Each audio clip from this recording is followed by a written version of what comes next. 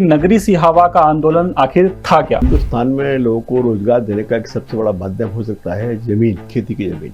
ये थोड़ा सा इंटरेस्टिंग लग रहा है कि फाइल नहीं पहुंची, तो वो फिर क्या हुआ? मतलब फिर क्या, तो फिर लड़ाई शुरू किया, फिर शुरू किया, वापस शुरू किया? फाइल पहुंचे एमपी से छत्तीसगढ़, फाइल पहुंचे या फिर आप उसको देखो दूसरा एग्रीमेंट हमारे पास था।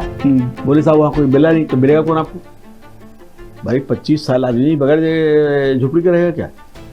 तो आसपास के गांव में जहाँ थे वहाँ जाके बच गए लोग, वहाँ जाके अपने मजदूरी वगैरह कर ले, चलो भाई ठीक है, अपनी खेती भी करते रहे, थोड़ी प्रतिमा लगाएंगे आपकी। अच्छा, तो हम तो जिंदा है। और जिस व्यक्ति की शुरुआत की थी डॉक्टर ने, ऐसे आपने कंट्रोल किया कि हिंसा नहीं भड़कनी चाहिए, जो होगा बिल्कुल अहिंसा के तौर पर होगा। आदिवासी बहुत ही ईमानदार और सरल होता है। वहाँ हैंडपम्प नहीं लगेगा, वहाँ बिजली नहीं जाएगी, वहाँ सड़क नहीं बनेगी, वहाँ स्कूल नहीं जाएगा, वहाँ अस्पताल नहीं खुलेगा, उनको ऋण नहीं मिलेगा, उनको सुविधा नहीं मिलेगी। अभी तो बनगा भी जंगल के हैं। अभी सिहावा की स्थिति क्या है सर? कितना डेवलपमेंट कुछ हुआ है वहाँ पे? अब जिसको हम लोग डेवलपमेंट मानते हैं, वो डेवलपमेंट में क्या होता है कि दफ्तर खुल गए, या तहसीलदार आ गए, या पटवारी जी आ गए, या कुछ छोटा आ गया, अधिकारी आ गए, उनके मकान बन गए। ये तो कोई डेवलपमेंट नहीं है। हमारे हिंदुस्तान के गृह मंत्री को पता नहीं है कि लगभग 25-30 हज़ार लोग, इससे भी कुछ ज़्यादा लोग बस्तर के, वो तेलंगाना की सीमा में है।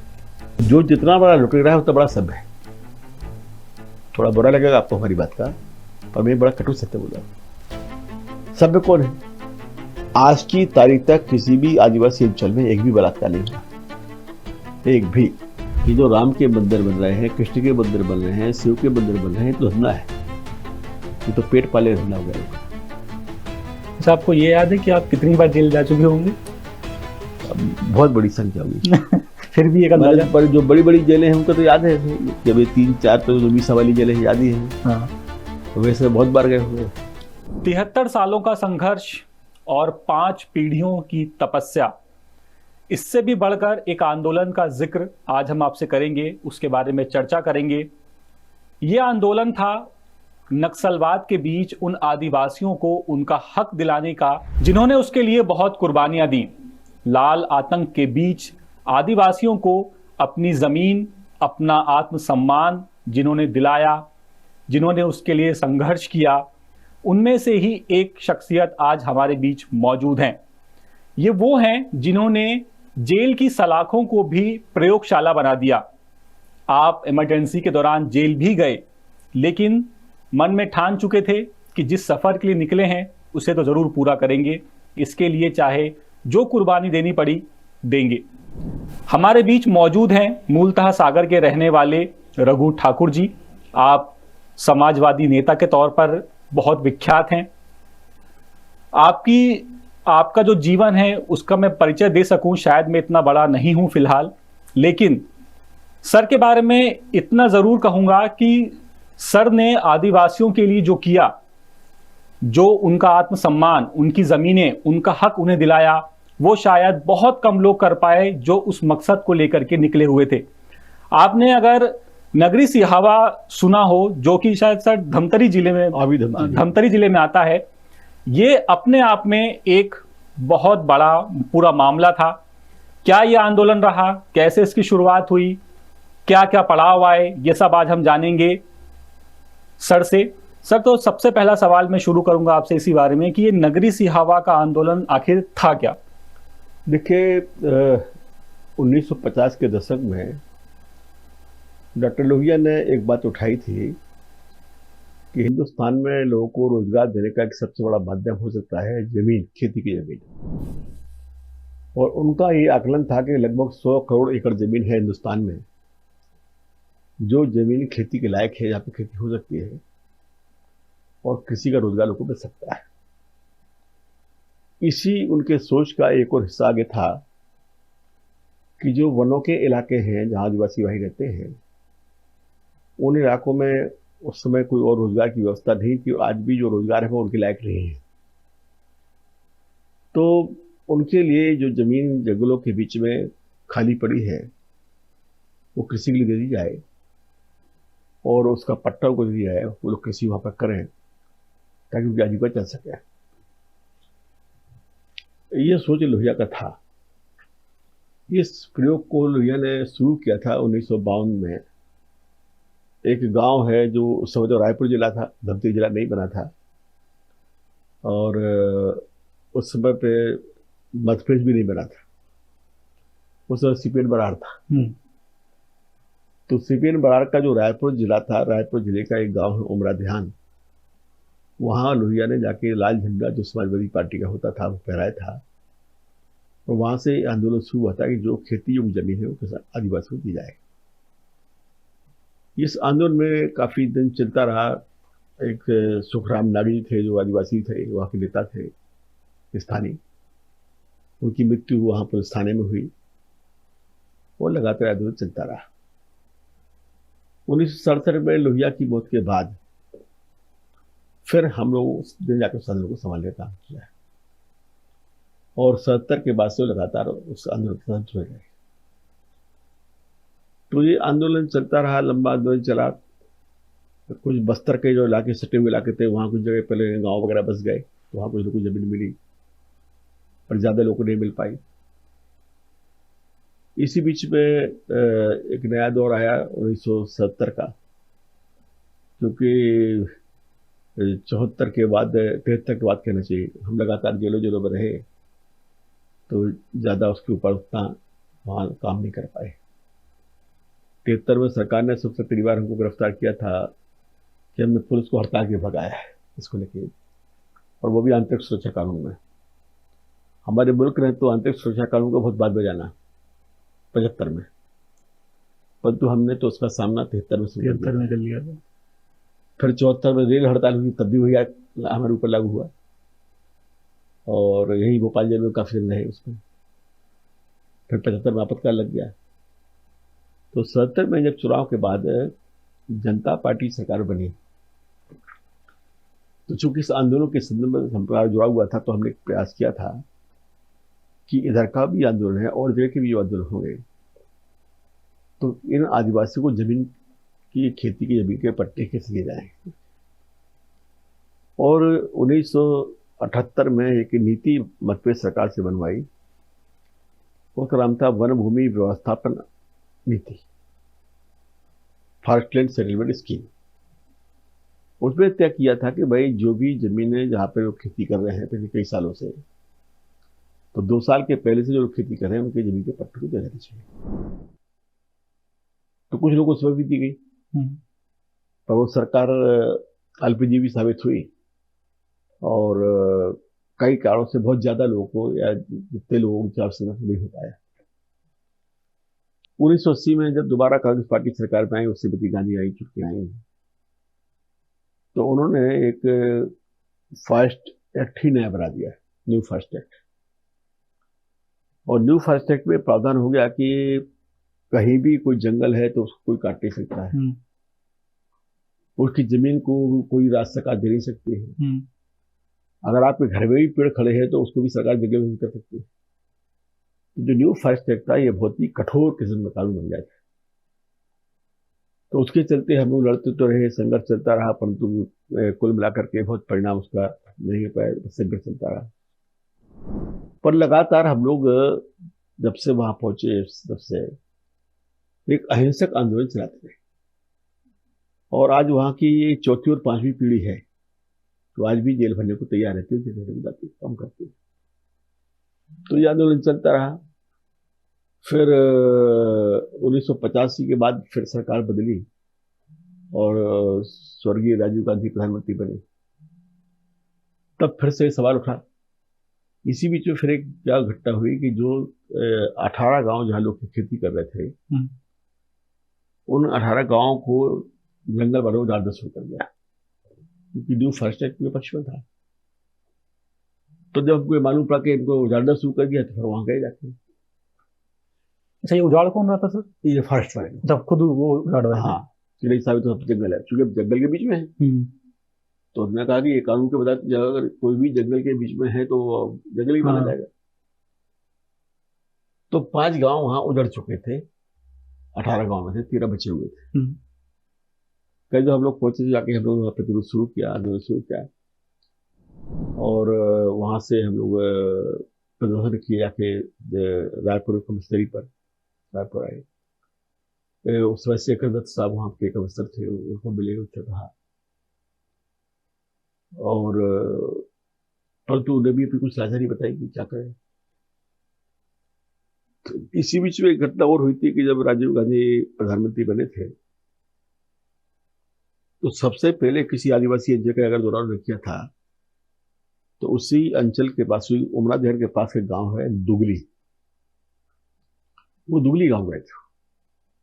वो और श्रीमती सोनिया गांधी दोनों गई थी और झोपड़ियों में जाके देखा कि आदिवासी स्थिति क्या है।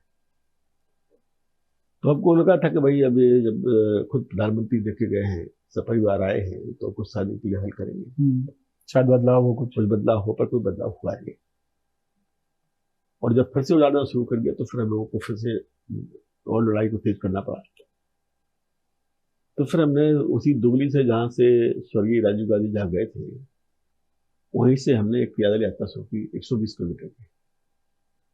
करीब 3000 से 4000 लोग हमारे साथ चले, आदमी थे, औरतें थे, बच्चे थे। हम लोग चल के रायपुर पहुंचे और रायपुर में घेर के बैठ गए। उस समय वन मंत्री थे स्वर्गीय BR यादव। तो BR यादव जी हम लोग के पास मिलने के लिए आए। हमको धन्यवाद देते हैं, उनका आभार व्यक्त करते हैं कि मंत्री खुद आया हमारे पास और आके उन्हें सब समस्या को समझा, और समझने के बाद बोले तो उसको हल करने का प्रयास करते हैं, कुछ सबको नहीं। तो कुछ समय हम लोग को आगे ठीक है, मंत्री समझ दिया उनके, पर कुछ दिन और भी निकल गए पर वो हल हुआ नहीं। फिर हमने जब देखा कि और कोई रास्ता नहीं बचा है तो फिर से आंदोलन शुरू किया और वहाँ रायपुर में अम्बेडकर चौक पर हमने अनिश्चितकालीन उपवास शुरू किया। कोई 14-15 दिन वहाँ उपवास चलता रहा। सूर्य कुमार जी जो बाद में वहाँ के चीफ सेक्रेटरी बने छत्तीसगढ़ के, वो वहाँ कलेक्टर थे उस समय तक, तब तक मध्य प्रदेश बन चुका था, छप्पर MP बन चुका था, और मोतीलाल वोरा जी मुख्यमंत्री थे। तो उस आंदोलन के चलते काफी वहाँ चर्चा उसकी हुई। कई लोग जो देश के उस समय जाने वाले लोग थे, झारखंड में आए, उन्हें हमारे समर्थन में गिरफ्तारी दी। वहाँ पर सर यादव आए, उन्हें गिरफ्तारी दी, मधुली बिज आए और उन्हें गिरफ्तारी दी, और एक चर्चा उसकी चली दी फिर से। तो सरकार के ऊपर भी कुछ प्रभाव पड़ा।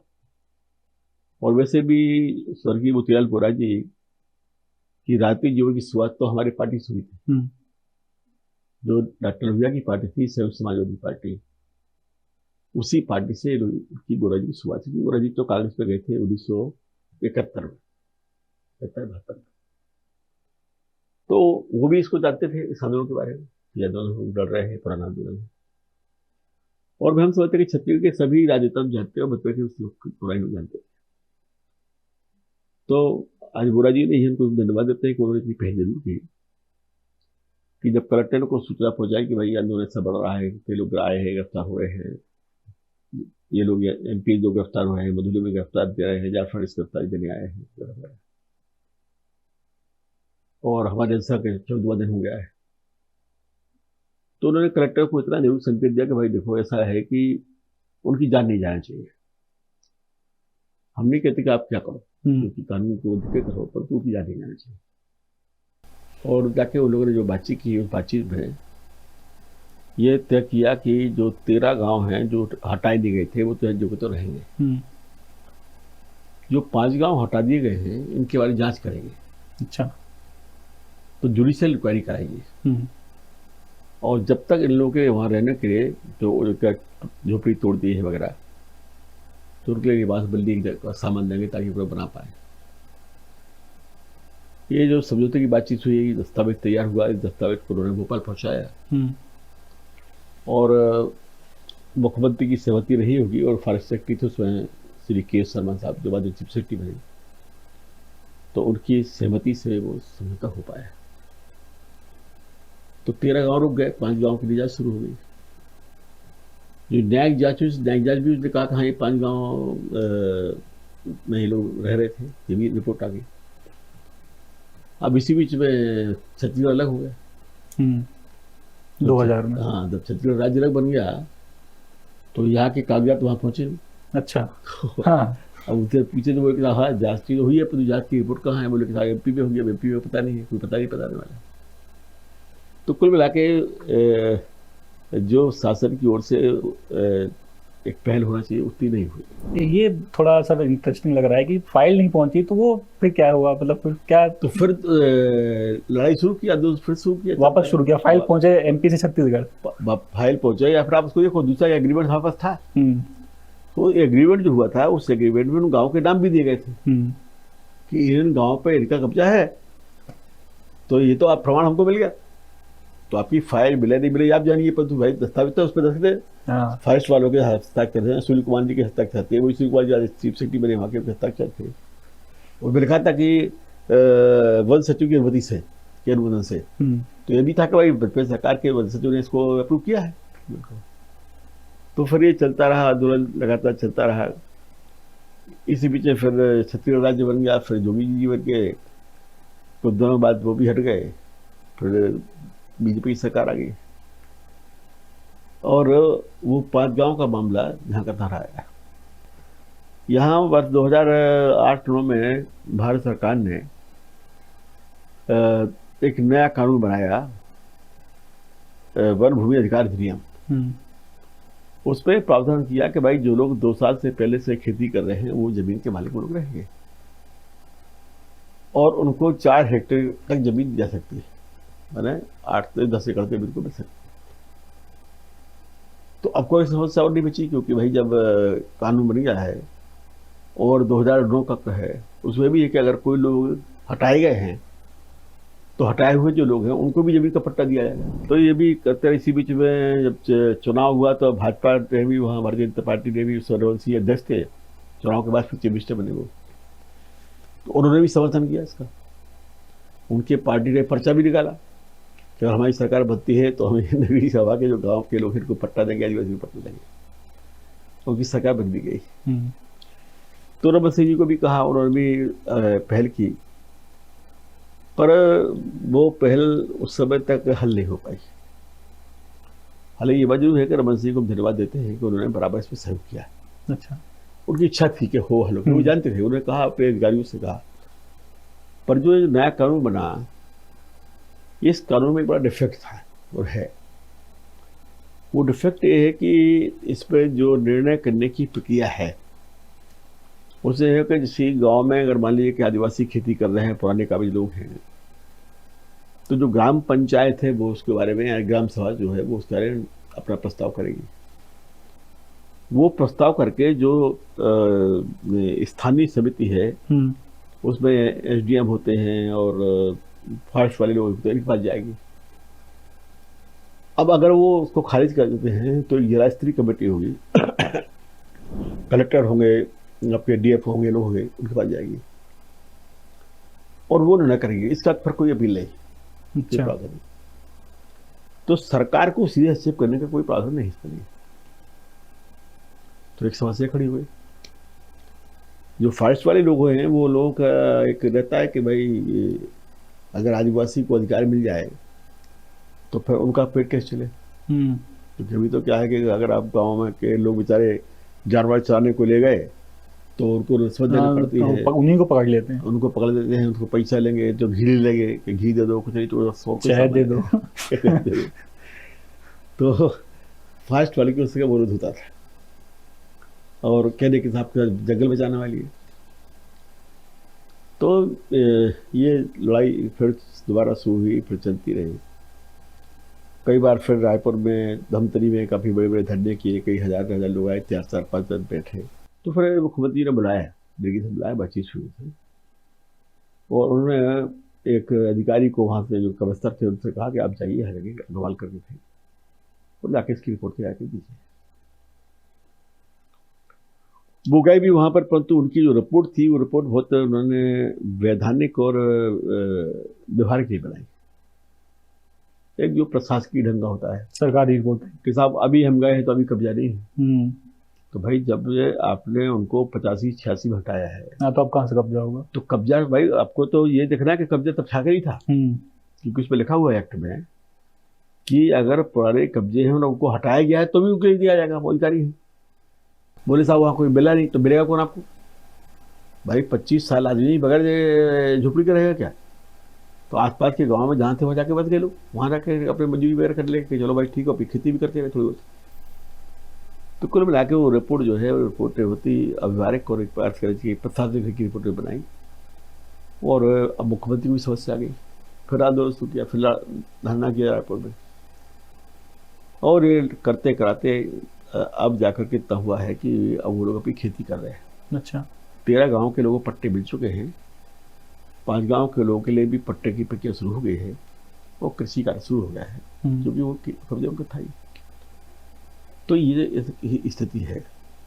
अपने दर्शकों को बता दें कि 24 मई को, जैसा कि सर ने बताया, कि उमरा देहन गांव में लोहिया जी की प्रतिमा स्थापित होने जा रही है। सर, जब वो एक सवाल मैं यहाँ जानना चाहता हूँ आपसे कि आज के समय में जब भी थोड़ा सा आपने देखा कि भारत और पाकिस्तान के बीच जो तनाव हुआ, छोटा सा तनाव, उसमें हिंसा को कंट्रोल करना बहुत मुश्किल हो जाता है ऐसे मामलों में। जब उस दौर में आप बात कर रहे हैं, आज से लगभग 25-30 साल पुरानी बात है, तो जब उस वक्त युवा जुड़ते थे इस आंदोलन से, तब कैसे आपने कंट्रोल किया कि हिंसा नहीं भड़कनी चाहिए, जो होगा बिल्कुल अहिंसा के तौर पर होगा? आदिवासी बहुत ही ईमानदार और सरल होता है। वो एक तो हिंसा करता नहीं, गुस्सा नहीं करता, पर गुस्सा करने पर उतर आए तो फिर उसको रोक नहीं सकता, ये उसका स्वभाव है। और छत्तीसगढ़ की एक और विशेषता मैं आपको बताता हूँ, एक लंबे अनुभव के बाद में, तो जो महिलाएं हैं, अगर महिलाएं एक बार बाहर निकल आई तो उनको कोई ताकत नहीं रखती। अच्छा। हाँ, आप चाहे गोली चलाइए चाहे तोप चलाइए, पर वो महिलाएं कभी नहीं मानेगी। ये होगा चरित्र है महिलाओं का। तो इस बात को हम जानते थे, और हमने इसलिए लगातार जो आंदोलन चलाए, तो हमने मतलब उनको हिंसा की ओर जाने का सवाल ही छोड़ा। इस आंदोलन की जो विशेषताएं हैं वो आपको बता दूँ, कि जिनको देश को भी जानना चाहिए, जिनको सरकारों को भी जानना चाहिए, और व्यवस्था को भी जानना चाहिए। एक तो जो कानून आज बने हैं, इन कानूनों की जड़ में कौन है? जैसे कानून बना वन भूमि अधिकार अधिनियम, ये कानून 2009 में बना, पर इस कानून का जो मूल सूत्र है वो कहाँ का है? जो मूल सूत्र है वो तो उसी आंदोलन से है ना, कि जो आदिवासी जमीन पे काबिज हैं, खेती करें, उनको पट्टा मिलना चाहिए, उनको अधिकार पट्टा मिलना चाहिए। तो ये सारे जो कानून बने हैं, इस कानून के बनाने की मूल भूमि जो है, वो मूल भूमि तो उसी श्याम ने तैयार की। लोहिया के उस आंदोलन से ही शुरुआत हुई है, बाद में हम लोग सुन रहे हैं। तो ये कानून भी कोई अपना आप बनाए हुए नहीं, इस कानून भी इसी का प्रभाव है कि इसकी चर्चा जो चलती रही, और जगह इसके चलते आंदोलन हुए, सहबा के इलाके में भी हम लोग करते रहे, फिर कुछ अंबिकापुर तरफ भी किए, कुछ और प्रदेशों भी किए। तो कुल मिलाकर के जो चर्चा कोई चलती रही, उससे बात बनी कि नहीं ऐसा कानून बनना चाहिए ताकि न्याय हो पाए, और मनमोहन सिंह की सरकार में कानून बना।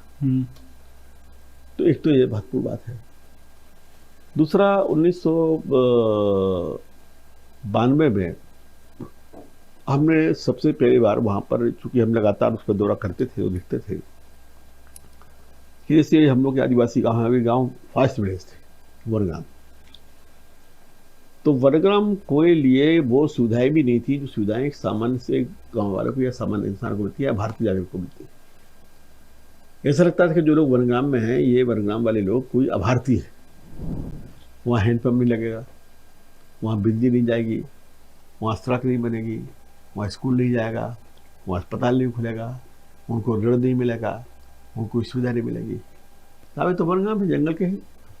तो एक ये धारणा थी कि जो वनग्राम है, वनग्राम तो ऐसे बस है जो पुराने बस गए हैं, उनको उठा दिया जाएगा। नियम ही आड़े आते हैं विकास के। तो सबसे पहला सम्मेलन तो वनग्रामों का हमने किया इसी दुगली जगह, जहाँ यादव सो, और यहाँ से हमने वनग्राम का चार्टर तैयार किया। उस समय कमलनाथ जी वन मंत्री थे हिंदुस्तान के, उनको भेजा गई, उनने हमको एश्योर भी किया कि आपकी बात ठीक है, इसको उठाते हैं। तो हमने उसमें ये मांग उठाई थी कि हिंदुस्तान में जो भी 2.5 से लेकर 3 लाख वनग्राम है, इनको आप रेवेन्यू में करना चाहते हैं। एक नंबर 2, जो मानवीय सुविधाएं हैं, पानी है, सड़क है, बिजली है, इनको दी जाए। तो ये जो मांगे उठाई, उसके बाद जो है वनग्राम की ओर फिर सरकार का ध्यान गया, एक पहल शुरू हुई, और इसको भी हमने अपनी मांग के साथ भी जोड़ा। जो वनग्राम है, देश के 2.5 लाख वनग्राम, इनको राज्य सरकार में बदला जाए। और आज खुशी की बात है, करीब 2-2.5 लाख वनग्राम जो है वो रेवेन्यू को बदल चुके हैं। अभी यही सिहावा समझता की है। स्थिति क्या है सर, कितना डेवलपमेंट कुछ हुआ है वहाँ पे? देखिए क्या है कि सहवा का जो डेवलपमेंट हुआ है, उस डेवलपमेंट को आप किस आधार पर देखते हैं? हम्म। अब जिसको हम लोग डेवलपमेंट मानते हैं, वो डेवलपमेंट में क्या होता है कि दफ्तर खुल गए या तहसीलदार आ गए या पटवारी जी आ गए या कुछ और आ गए, अधिकारी आ गए, उनके मकान बन गए। ये तो कोई डेवलपमेंट नहीं है। डेवलपमेंट का मतलब होता है कि वहाँ के जो निवासी हैं, उन निवासियों के भविष्य के लिए, उनके जीवन के लिए आप किस प्रकार की व्यवस्था कर पाते हैं। तो ये आदिवासी इलाका है। अब वहाँ विकास के नाम पे कुछ जगह कारखाने पहुंचे हैं, बस्तर में पहुंचे हैं, पर जो कारखाने पहुंचे हैं, उन कारखानों का कितना लाभ हमारे आदिवासियों को मिल रहा है, ये महत्वपूर्ण सवाल है। हमने ये भी बात नीति के तौर पर उठाई। एक हमने नीति का दस्तावेज तैयार किया, विस्थापित की नीति का। उस विस्थापन की नीति में हमने इस बात को रखा था, और ये बात सरकार से लगातार उठा भी रहे हैं, कि हम मान लेते कि चलिए थोड़ी देर के आपको कारखाने लगाना है तो भाई विस्थापन हुआ, और ये क्या कहा जाए कि जो देश को सौभाग्य वो आदिवासी को दुर्भाग्य, कि खर्च तो ही निकलता है जंगल सही में। बात। कोयला है तो जंगल में निकलेगा, लोहा है तो जंगल में निकलेगा, अभ्रक जंगल में निकलेगा। तो विस्थापन तो उसी को होगा, आदिवासी का होगा। पर उस विस्थापन के लिए बदले में उसको आप क्या देते हैं? अबूझमाड़ में जैसा अभी छत्तीसगढ़ में चल रहा है। अबूझमाड़ में चल रहा है, कांकेर के पास में चल रहा है, दंतेवाड़ा के पास चल रहा है, बहुत सारे कारखाने लगे, स्टील प्लांट लगे हैं। पहले बेला इंडिया में लगा है, बेला इंडिया का है, वहाँ का भी है, डली राजहरा का है। तो ये सब जो इलाके में जो डेवलपमेंट आप चल रहा है, इस डेवलपमेंट का लाभ तो समाज को तो मिल रहा है, पर जिसकी कीमत में उसको क्या मिल रहा है? सही। जैसे उन्होंने कहा कि साहब के आदिवासियों के लिए मकान बना दो, उन मकानों में जाके रहता कौन है? आप आदिवासियों के लिए कबोर्ड लेटर वाले मकान बना के दे दीजिए, तो क्या उसका जीवन का बेहतर हो? अगर आपने कहा कि साहब रुके हम 2% लोगों के लिए नौकरी दे देंगे, वहाँ पे काम दे, तो नौकरी क्या देंगे आप? भाई वो तो पढ़े लिखे हैं नहीं बेचारे, तो उनको आप भट्टा भट्टा में कोई काम दे देंगे, ईंट बनाने काम देंगे, फिर हटा देंगे। तो कुल मिलाकर के ये सब एक प्रकार का धोखा साबित हुआ है।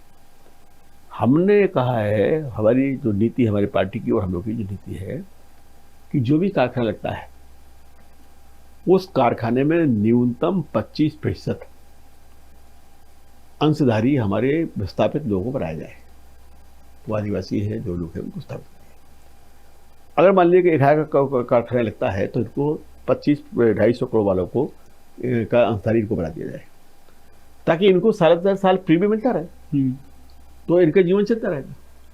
अगर आपने कुछ पैसे दे भी दिए तो वो खा पी खत्म हो गए, क्यों कहाँ जाकर रहेगा? उसके बाद तुम्हें रोजगार नहीं है।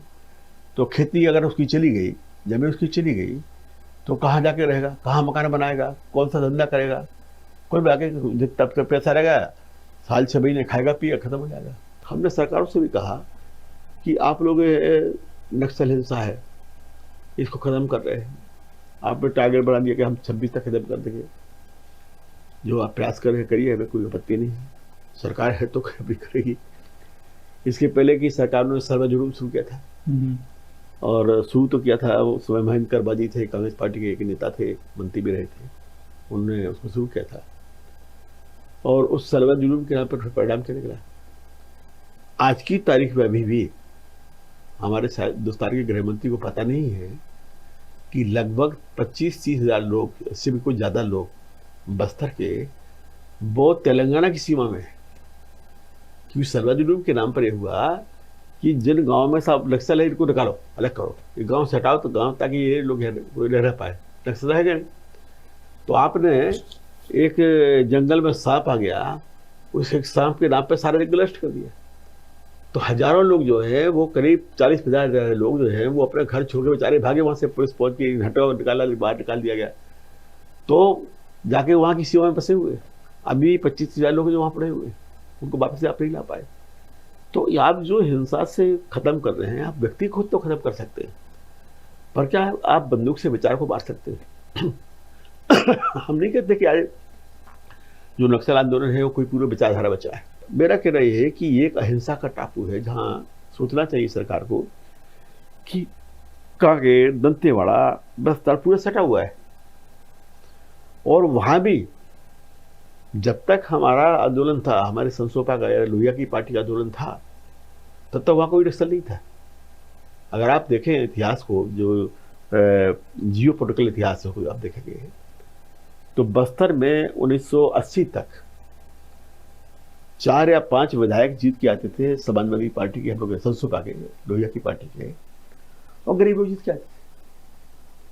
80 के बाद ये गए हैं वहां, नक्सल पहुंचे, उसके पहले कोई नक्सल में नहीं था। गांव का आदमी साइकिल पे चलता था और साइकिल पे जाके चौंक भी जाता था।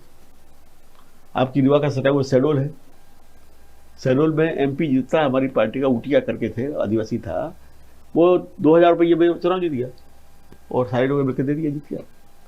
आपके रीवा में हमारे पार्टी के प्रसाद शास्त्री थे, तो राजा मार्तंड सिंह थे, महाराजा थे, बड़े मानित थे, परंतु शास्त्री को हरा के जीत किया गया। जगजीत जोशी थे और तमाम लोग थे। तो जो शोषित परंपरा थी लोहिया ने जो डाली थी आंदोलन की, उसके साथ में राजनीति की भी सरलता की थी। राजनीति को बुरे पैसे की जरूरत नहीं है, राजनीति जनता के सहयोग से चलना चाहिए। एक व्यक्ति के पैसे से राजनीति नहीं चलनी चाहिए, किसी पूंजीपति से, किसी नेता के पैसे से, किसी पार्टी के नाम के पैसे से, बात कुल बात तो भ्रष्टाचार का पैसा है। तो ये जो परंपरा लोहिया ने डाली थी, ये परंपरा को लोहिया जिंदा रखा है। तो आज भी वहाँ कोई पैसे की भूखा नहीं है। उस पूरे इलाके में बहुत प्रयास किया है, कई बार एनजीओ के लोग गए, उन्होंने लालच दिया। एक संस्था पहुंची वहाँ रूपांतरण के नाम से, बोले क्या चाहिए आप लोगों को, हम कुआ खुदवा दे रहे हैं, ये कराई दे रहे हैं, पर नहीं खरीद पाए लोग। हिंसक तत्वों ने भी काफी प्रयास किया कि यहाँ पे देखो क्या हो रहा है, इतने सारे तुम लड़ रहे हो, तुम्हें क्या मिला है, प्रचार चला गया, तुम्हें क्या मिल रहा है इसको मिल लड़ने से, क्या कर रहे हैं फालतू का, देखो हम लोग यहाँ के बड़ी हिंसा से काम चल रहा है। परंतु लगातार अहिंसक आंदोलन की परंपरा वहाँ अहिंसक आंदोलन के लिए नहीं है, वहाँ अहिंसक आंदोलन की सर्वे की परंपरा बन गई है कि जो घर में बच्चा पैदा होता है वही 5 साल के बाद इनकलाब जिंदाबाद बोलना शुरू कर देता है, नादी लोहिया जिंदाबाद बोलना शुरू कर देता है, सत्ता की जिंदाबाद बोलना शुरू कर देता है। तो जो परंपरा बनी है, ये परंपरा महत्वपूर्ण है, इस परंपरा को जिंदा रखना चाहिए। और सरकार अगर वास्तव में हिंसा को मिटाना चाहती है, हिंसा को खत्म करना चाहती है, तो ये ठेके से कितने दिन में खत्म कर देंगे, 26 से खत्म कर देंगे, 27 में, इससे बात नहीं बनने वाली है। अगर आप गैस को निकलने का बल्ब ही बंद कर देंगे तो फिर विस्फोट होगा।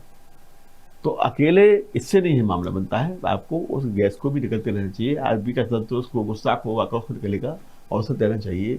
एक अहिंसक व्यवस्था का भी रास्ता होना चाहिए। लोकतंत्र में तो जरूरी भी है, सभी जरूरी है इसी से, और वही लोकतंत्र है।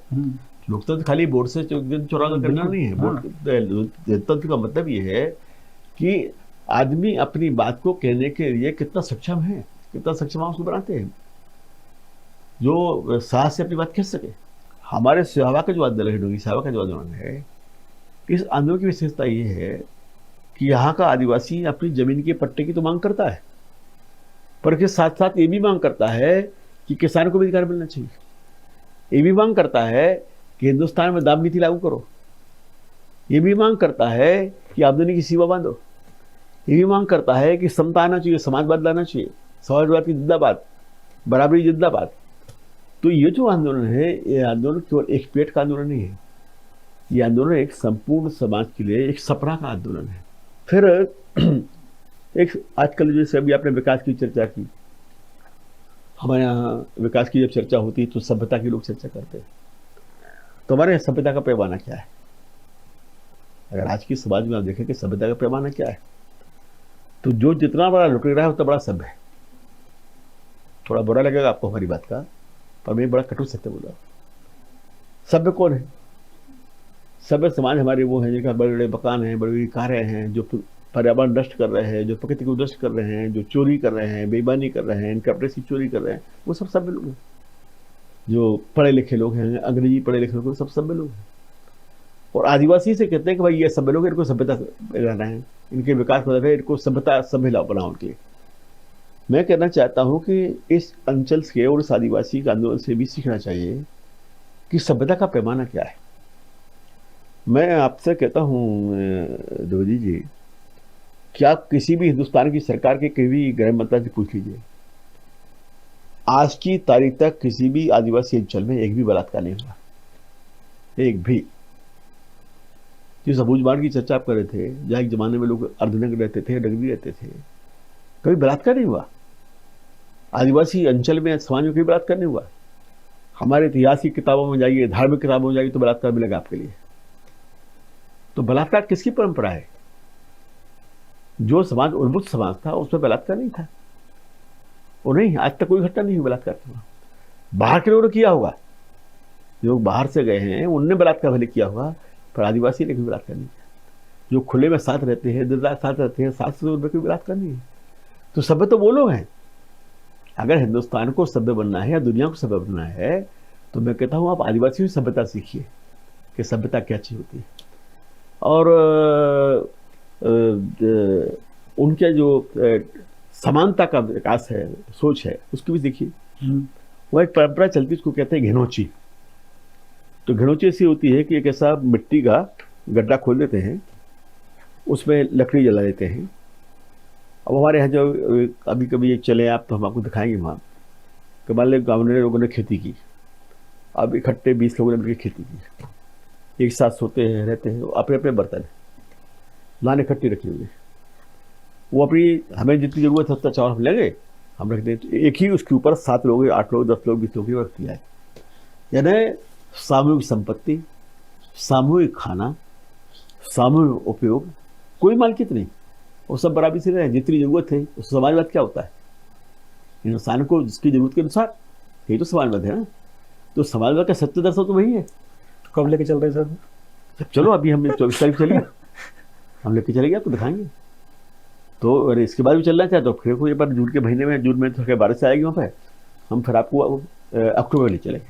और जो डॉक्टर लोहिया कहते थे कि हे भारत माता, मुझे राम सी मर्यादा, कृष्ण सी उन्मुक्तता दीजिए, शिव सी विशालता दीजिए। तो ये राम कृष्ण शिव अगर कहीं कोई जिंदा है तो इन मंदिरों में जिंदा नहीं है।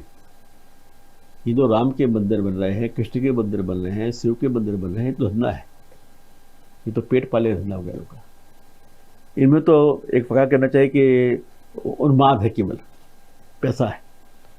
रामकृष्ण शिव तो वहां जिंदा है।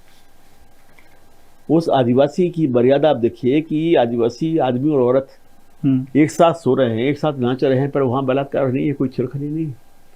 या तो हमारे यहाँ मंदिरों में छेड़खानी हो जाती है, घटनाएं घट जाती है। तो ये मर्यादा कहाँ है? ऐसी उन्मुक्तता कहाँ है कि जहाँ इंसान पूर्णतः मुक्त है, परंतु कोई कुठाग्रस्त नहीं है, परंतु इंसान की सब वो हर को समझता है। वो उसकी विशालता क्या है? इतनी विशालता कि उसके लिए कोई मतलब कोई सीमा नहीं है। आदिवासी के वन में कोई सीमा नहीं है, विशाल वन उसका है। तो रामकृष्ण शिव को जो दर्शन है, तो दर्शन सही मायने वही होते हैं, उन आदिवासी को होते हैं। तो ये जो है, ये आंदोलन एक ऐतिहासिक आंदोलन है। सर, समाजवाद का बहुत बार जिक्र किया आपने, तो ये जानना चाहता हूँ कि रघु ठाकुर जी की नज़रों में समाजवाद क्या है?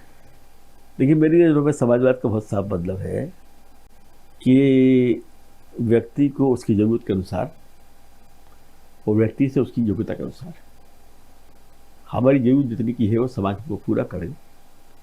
जो हमें क्षमता है वो हम देश को दें। ये समाजवाद है। समाजवाद का मतलब है समता, बराबरी। तो बराबरी जो होती है, बराबरी एक कहना चाहिए रिलेटिव टर्म है। बराबरी का मतलब कोई ऐसा नहीं कि भाई सबके अगर हाथ बराबर है तो हाथ काट दिए जाएंगे, ये कोई बराबरी नहीं है। बराबरी का मतलब है कि संभव बराबरी क्या है। हमारे यहाँ आर्थिक विषमता है। कोई व्यक्ति जो है एक कारखाने का मालिक है, वो 300 करोड़ का रोज कमा लेता है, वो 300 रुपये दिहाड़ी कमाता है, 300 रुपये दिहाड़ी कमा रहा है, कोई वो भी नहीं कमा पा रहा है। तो ये जो विषमता है, समाज की विषमता है कि जमना छोटा बड़ा आदमी हो जाता है। राजनीतिक विषमता है कि एक चुना हुआ व्यक्ति निकलता है, अगर मंत्री बन जाता है तो लगता है कोई राजा निकल आया हो। मुख्यमंत्री ये भी आएंगे शाम को, तो आपके यहाँ कितनी पुलिस लगी, क्या होगा पता नहीं, आपको भाई महसूस होगा कि भाई क्या स्थिति होती है। तो राजनीतिक विषमता है। हमारे यहाँ आदमी औरत के बीच का फर्क है, जो फर्क समाज आदिवासी समाज में नहीं है।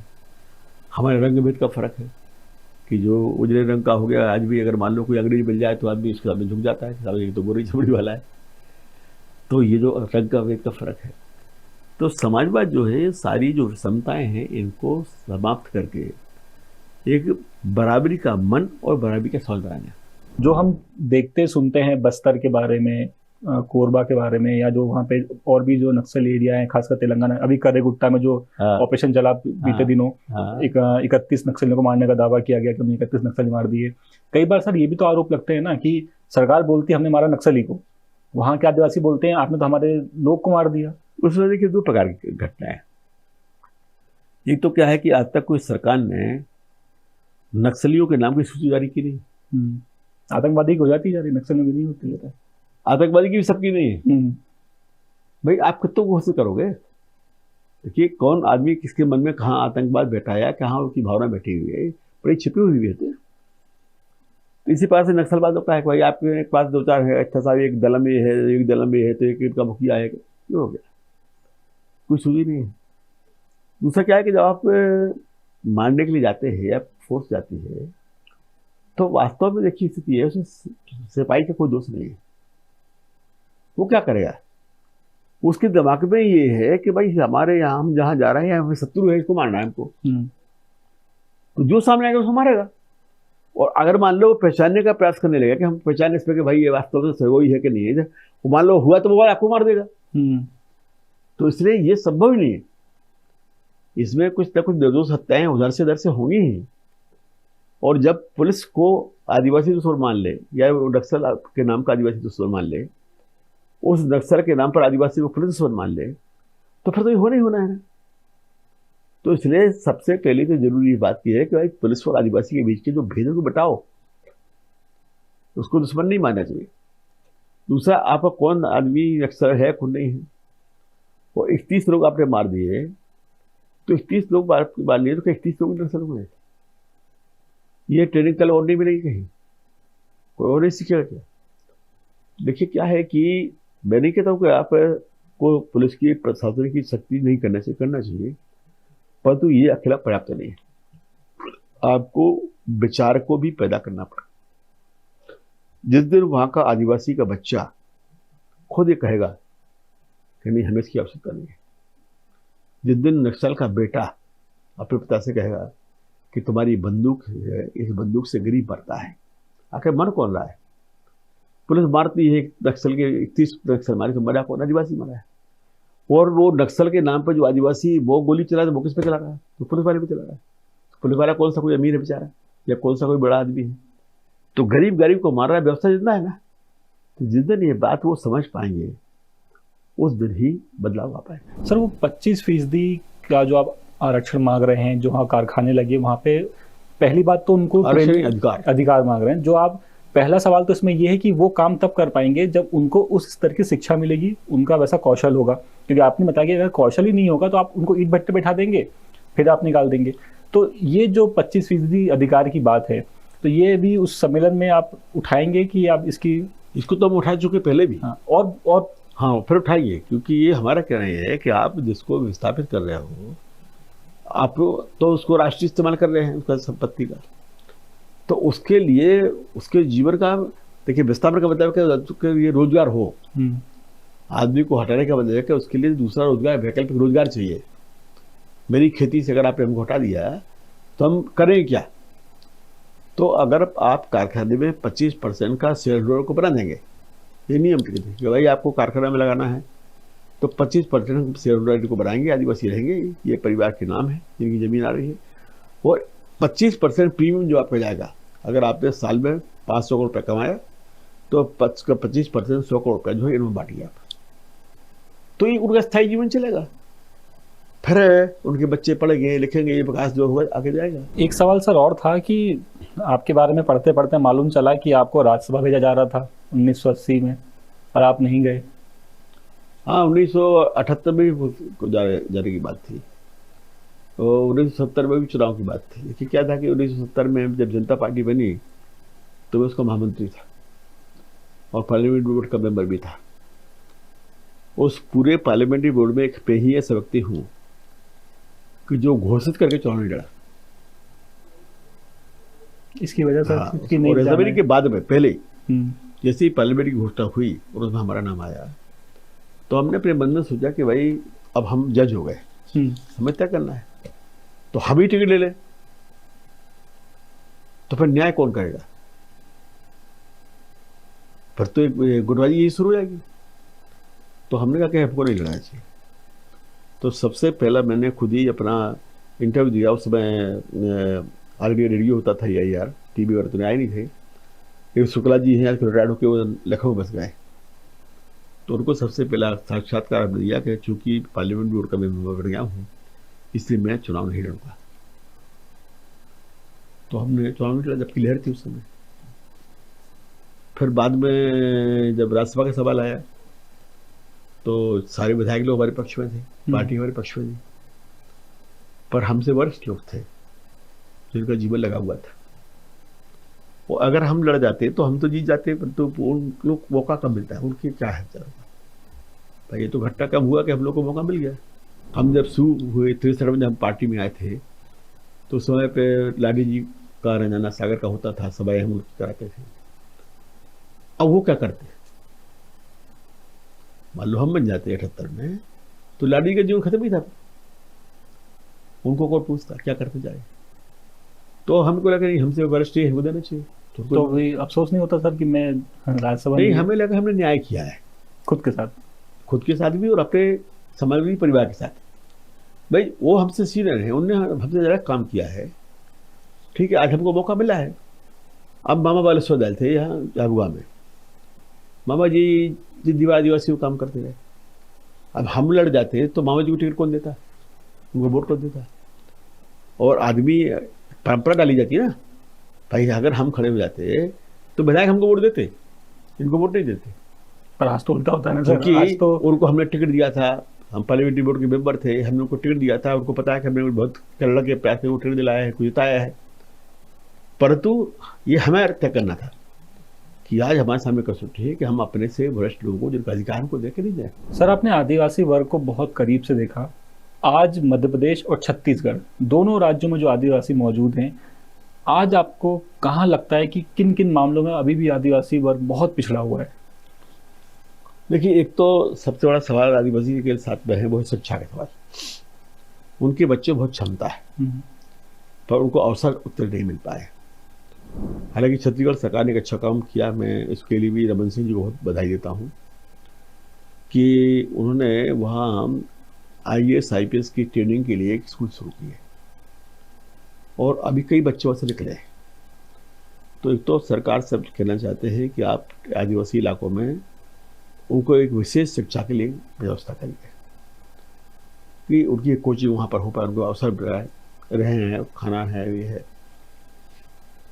दूसरा क्या है कि जो आदिवासी इलाके हैं, इनकी सबसे बड़ी प्राथमिकता है पानी की। उनके खेत को पानी व्यवस्था करिए, पानी दीजिए। और विकास का अगर कोई सबसे बड़ा मूल आधार बन सकता है वो सिंचाई है। पानी मिलेगा तो अपना विकास तरक्की खुद करेंगे। अभी आप देखिए, जिस इलाके की चर्चा में आपसे कर रहा था, आदिवासी इलाके की, अभी हम लोग यहाँ ग्रीष्मकालीन धान शुरू हो गई। पहले केवल एक धारी खेती होती थी, बारिश के समय पानी भरा धान को, उसका दिसंबर से खेती पड़ जाती थी। अब हम लोग उधर के इलाके में थोड़ी सी पानी व्यवस्था हो पाई, तो पूरी नहीं हुई, इसलिए कि सरकारों को नजरिया उस पर ठीक नहीं है। अब वो किस प्रकार से बताता हूँ आपको। परंतु अभी वहाँ पे ग्रीष्मकालीन धान शुरू हुई है, वो ग्रीष्मकालीन धान बहुत बेहतर पैदा हो रही है। यानी साल में अब 2 बार धान हो रही है, जिसके पानी मिला है। जबकि सरकार ने पानी नहीं देने का पूरा प्रयास किया। जब नया छत्तीसगढ़ राज्य बना, तो जिस दिन राज्य बन रहा था उस दिन हमें याद है कि हम 5-6 हज़ार आदिवासी लोग आए थे, लेके गए थे रायपुर में, और हम लोग वहाँ जुलूस बना के नारा लगा रहे थे, गिरफ्तारी दे रहे थे। हमारा नारा था कि जश्न मनाना बंद करो, पानी का प्रबंध करो। रायगढ़ जिले में, पता नहीं हमको कभी आप गए कि नहीं गए, एक नदी है कैलो नदी। तो कैलो नदी जो बनाई गई थी, वहाँ के 85 गाँव की सिंचाई के लिए एक परियोजना बनाई थी, कैलो परियोजना। ये जब सावरकरी चीफ मिनिस्टर तब की बात है, उसके बाद बन गया वहाँ। अब वहाँ जिंदल साहब का कारखाना पहुँच गया। आज हालत यह है कि रायगढ़ शहर को पानी नहीं मिल पाता। तो परियोजना तो बनाई आपने गांव के लिए, खेत को पानी नहीं मिला। तो खेत को मार के आप अगर उद्योग को जगाएंगे, जिंदा रखेंगे, तो ये तो विकास नहीं होगा ना। किसी एक की हत्या करके आप अगर दूसरे का पेट भरते हैं तो ये विकास नहीं है। विकास है कि सब जिंदा रहे, सबको जिंदा रहे। सर एक आखिरी सवाल पूछूंगा आपसे कि आज के समय में जो आंदोलन हो रहे हैं, उन आंदोलनों में लोहिया के विचार को आप कहाँ तक देख रहे हैं कि आज भी जिंदा हैं कि भूल चुके हैं सब उन विचारों को? देखिए, आज आंदोलन हो नहीं रहे। अब तो आंदोलन के नाम पर दिखावा होता है और पुलिस वालों को पता रहता है कि आए हुए आने वाले हैं, उनको तय रहता है कि 6 घंटे आधे घंटे आप रोक लेना। मीडिया को खबर कर देते हैं कि आप लोग आ जाइए, फोटो खींच लीजिए, चले जाते हैं। ये कोई आंदोलन नहीं है। आंदोलन एक सतत क्रिया है। आंदोलन जो है, ये इस आंदोलन की प्रक्रिया एक अलग प्रकार की है। आंदोलन का अपने आप एक दर्शन है। गांधी कहते थे कि आंदोलन की शुरुआत कहाँ से होनी चाहिए। आजकल हम लोग कहते हैं कि सब आंदोलन है, उन्होंने कहा सब सरकार के खिलाफ आंदोलन कर रहे हैं।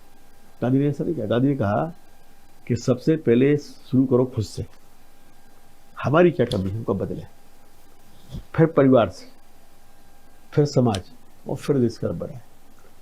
हम लोग सरकार शुरू करें, सरकार खत्म करेंगे, तो ये तो कोई आंदोलन हुए नहीं। अब तो आंदोलन के नाम पे एक प्रकार का ढोंग चल रहा है, पैकड़ चल रहा है, इसीलिए उस पर कोई समान जैसे आंदोलन भी कौन कर रहा है? वही 20 लोग हैं, 25-50 लोग हैं कि वो सब आंदोलन करते रहते हैं। सांप्रदायिकता का सवाल आएगा तो वही 25 लोग पहुंच जाएंगे, सेना का सवाल है तो 25 लोग पहुंच जाएंगे, भ्रष्टाचार पे आएंगे तो वही 25 लोग पहुंच जाएंगे। और दूसरा कि आंदोलन की जो परंपरा बन गई है, उस परंपरा को आपने सिकोड़ दिया है दलोई सीमाओं में या व्यक्तियों की सीमाओं। ये आंदोलन नहीं है। लोहिया कहते थे कि देश उस दिन अच्छा बनेगा जिस दिन हम अपनी ही आलोचना करना शुरू करेंगे। उन्होंने लिखा कि जब कम्युनिस्ट गोली चलाता है तो कांग्रेस से आलोचना करते हैं, कांग्रेस गोली चलाता है तो सूद से आलोचना करते हैं, और समाजवादी आलोचना गोली चलाएगा तो फिर कांग्रेस वाले आलोचना करेंगे। तो अच्छा दिन होगा जिस दिन समाजवादी की गोली चलाए तो समाजवादी ही उसकी आलोचना करे, कांग्रेस की आलोचना कांग्रेस वाला करे। और ये दौर जिस दिन होगा उस दिन सही देश बनेगा, उस दिन राजनीति सुधार होगा। तो ये थे हमारे साथ जाने माने समाजवादी नेता रघु ठाकुर जी, जिन्होंने हमसे नगरी सिहावा के आंदोलन से लेकर के अब तक और आजकल के जो आंदोलन हैं उन पर, नक्सलियों से लेकर के आदिवासियों की ज़मीन, उनका हक, उनके सम्मान पर खूब सारी बातें की हैं। उम्मीद करते हैं कि सर ने जैसा बताया है आज के आंदोलनों के बारे में, आदिवासी समाजों के बारे में, इस बुलेटिन के बाद ये बात वहाँ तक पहुँचेगी जहाँ तक पहुँचनी चाहिए और बदलाव ज़रूर आएगा। अपडेट्स के लिए आप बने रहिए द सूत्र के साथ। नमस्कार। लेटेस्ट, इन्वेस्टिगेटिव और इन डेप्थ खबरें देखने के लिए ज्वाइन कीजिए द सूत्र का व्हाट्सएप चैनल, सब्सक्राइब कीजिए यूट्यूब चैनल, लाइक कीजिए फेसबुक पेज और पढ़ते रहिए वेबसाइट www.daसूत्र.com।